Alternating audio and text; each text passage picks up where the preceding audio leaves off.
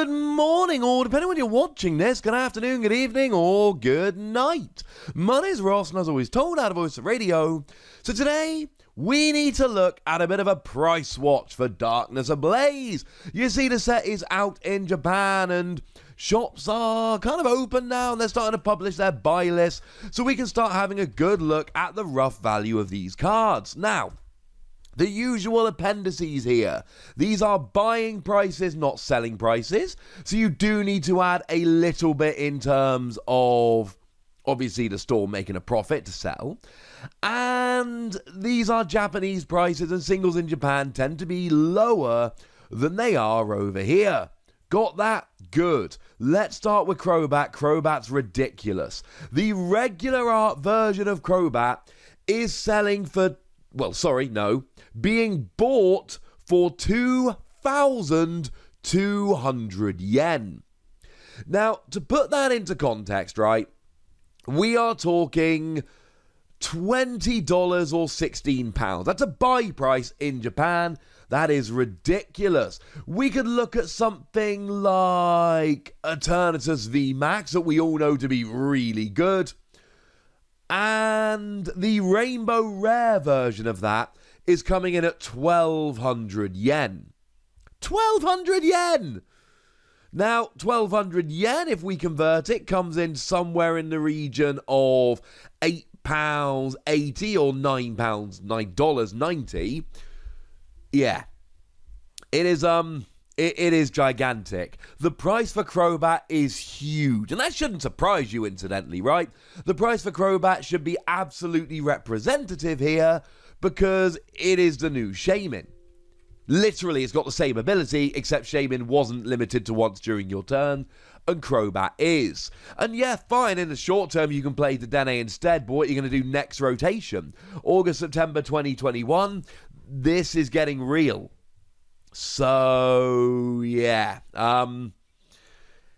Fair to say Crobat is a very expensive card. What's that, you say? Hang on a second, Wassy. I thought there was a full art version of Crobat.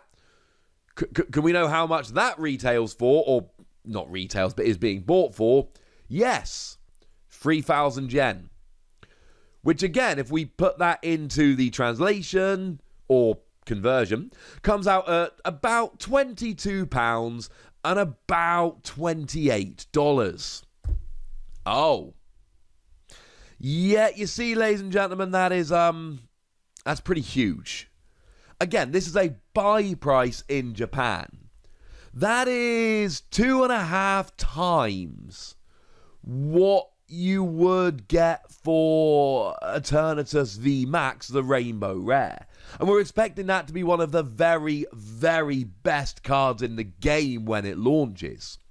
The big story here, and you probably shouldn't be surprised to know, Crobat is a very, very, very expensive card.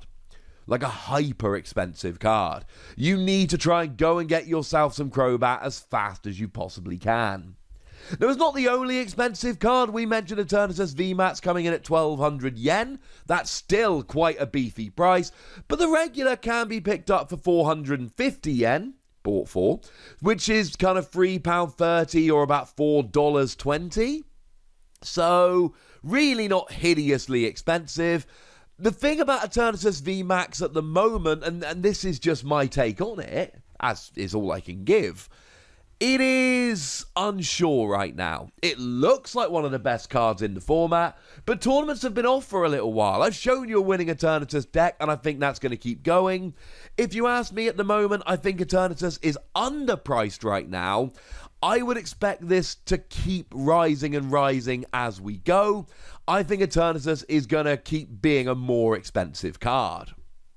Speaking of more expensive cards, both the full art and the Rainbow Rare of Piers are coming in at about 1,400 yen. So you're talking about £10 or $13. We are doing a little bit of rounding here to make things a little bit easier.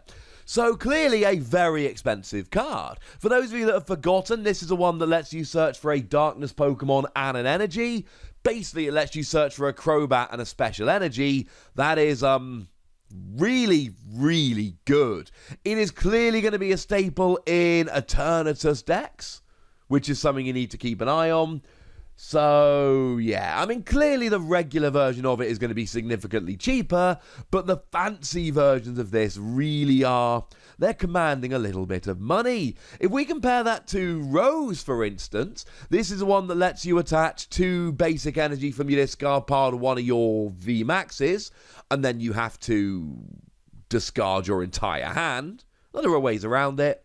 We're talking 500 yen each, that's like £3.70 or $4.60. So that is a much, much, much cheaper card. We could have a bit of a look at the gold ones here. Now, Turbo Patch is a very intriguing one to me. Turbo Patch, that's the one whereby you flip a coin, and if heads, you attach a basic energy from your discard pile to one of your non-GX basic Pokemon.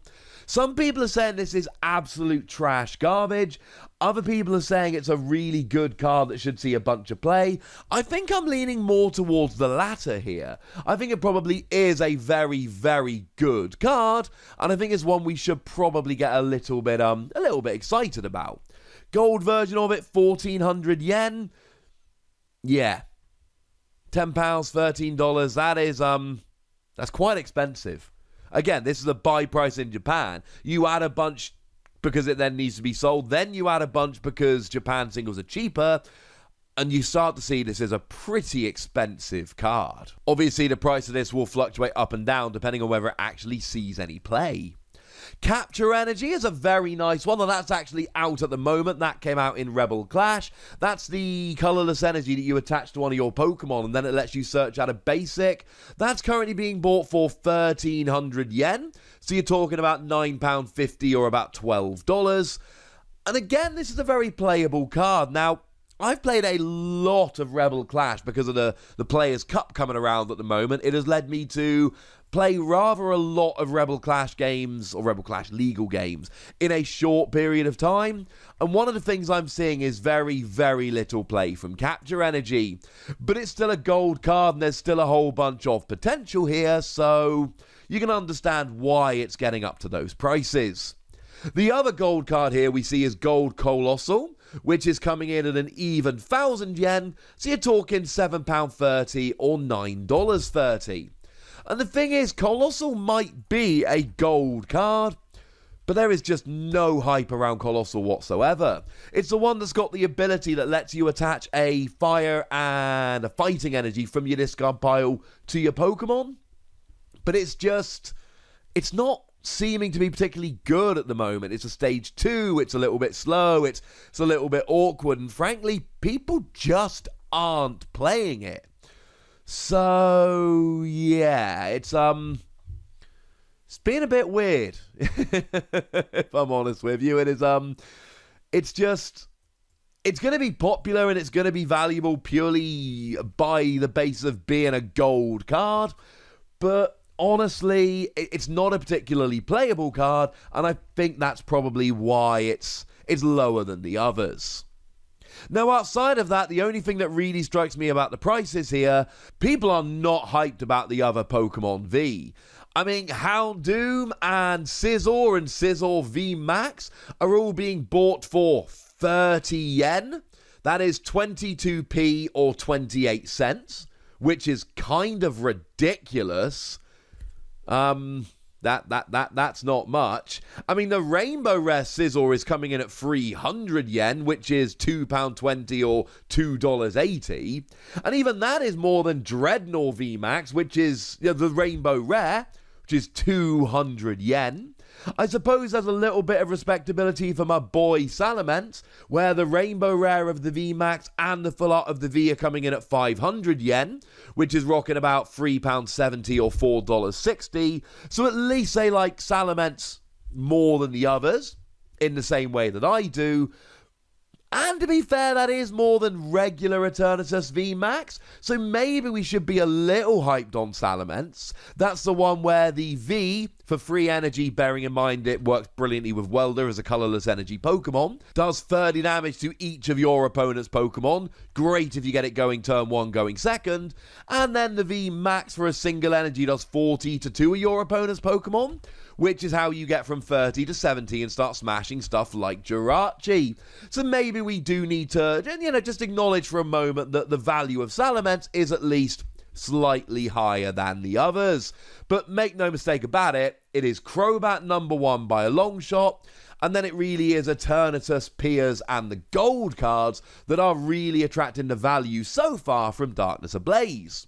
Now, some of you at this stage might be thinking, Wassy, come on, dude. That is one shop. Well, actually, if we take a different shop here, they've got Full Art Crobat at 3,000 yen, which is the same. Regular Crobat for 2,300, which is 100 yen more. Again, for context, 100 yen, we're looking at about 73p or 93 cents. So they are very, very close. We can see that Capture Energy is 1,300, which is the same. Turbo Patch is 1,500, so it's just 100 more, and Eternatus VMAX is 400, which is 50 less, which is all to say that the prices are pretty much exactly the same. And I'm not going to show you like 20 other Japanese stores. If two of them are offering very, very similar buy prices, it's probably fair to assume that the others will as well.